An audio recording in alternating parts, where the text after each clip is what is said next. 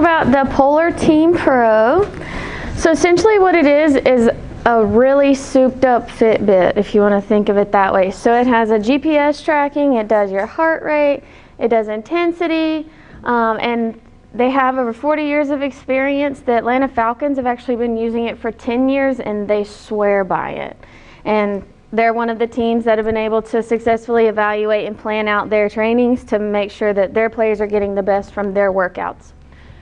So what all it does is it can take your heart rate, obviously, and it can give you your training zones and intensity levels. So it'll tell you, your best performance and best training is done at this % of your VO2 max or whatever, and it'll tell you how long it takes you to recover. So whenever your training ends to the time that you're back to your normal setting, it'll tell you how long that takes.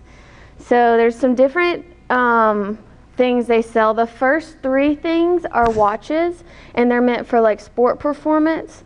They're obviously not anywhere feasible for something like a high school to buy, but a lot of like colleges and pro teams use it.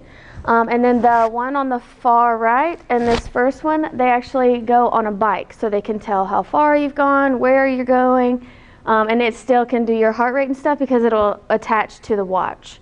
And then the bottom 3 right there, they're for more like your lifestyle watches, so you would wear them every day. Somebody, like us, that we don't do sports every day, but we're still pretty active.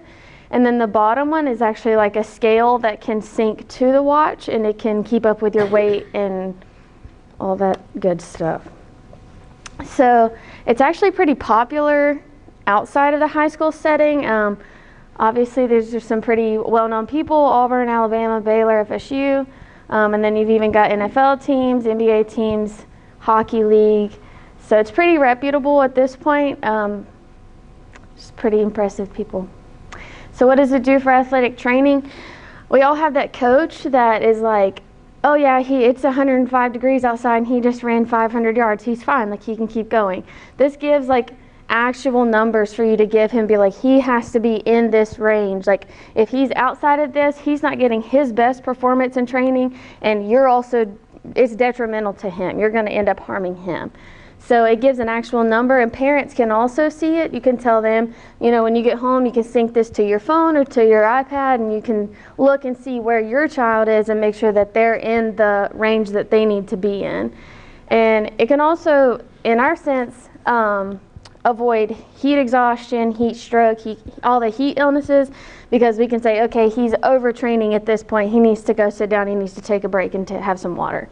And it can also prevent overtraining. So coaches in the preseason are really bad about push. You got to get better before the season, but it can also have a negative effect on overtraining, and they don't want to play anymore, and they're tired of the sport, they want to quit. So it'll help coaches have a better sense of what's going on with their athletes and be able to give a modified version to each athlete, as to say, this helps you, where your quarterbacks don't need to do the same thing your linemen do.